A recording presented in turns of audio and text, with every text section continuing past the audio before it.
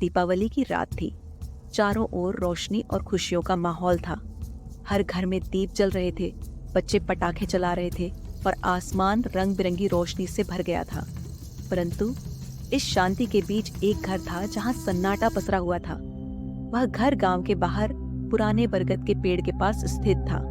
कहते हैं कि उस घर में कोई नहीं रहता था, फिर भी दिवाली की रात वहां अजीब सी हलचल होती थी। राहुल और उसके दोस्त गांव के साहसी लड़के थे।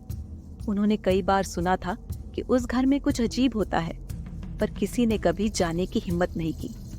उस दिन उत्साह और जोश में राहुल ने अपने दोस्तों से कहा, क्या हम दिवाली की रात उस घर में जाकर देख सकते हैं कि आखिर वहां क्या है? दोस्तों ने पहले मना किया, परंतु राहुल की जिद के आगे सब मान गए। दीपावली की रात करीब 10 बजे राहुल और उसके 4 दोस्त पुराने घर की तरफ बढ़े। उनकी जेबों में छोटे छोटे पटाखे और टॉर्च थे। घर के पास पहुंचते ही उन्हें अजीब सा सन्नाटा महसूस हुआ।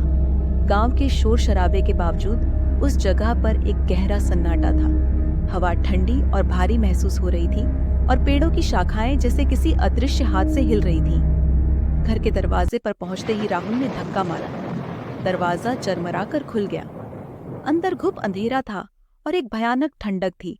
उनकी टॉर्च की रोशनी जैसे ही कमरे के भीतर गई, वहां उन्हें फर्श पर बिखरे पुराने दियों और टूटे फर्नीचर के अवशेष दिखाई दिए। यहाँ तो कुछ नहीं है, बस पुराने सामान और धूल, एक दोस्त ने हंसते हुए कहा। लेकिन तभी अचानक से एक ठंडी हवा का झोंका आया और दरवाजा तेजी से बंद हो गया। सभी लड़के घबरा गए। राहुल ने तुरंत दरवाजा खोलने की कोशिश की, पर दरवाजा जैसे जाम हो गया था।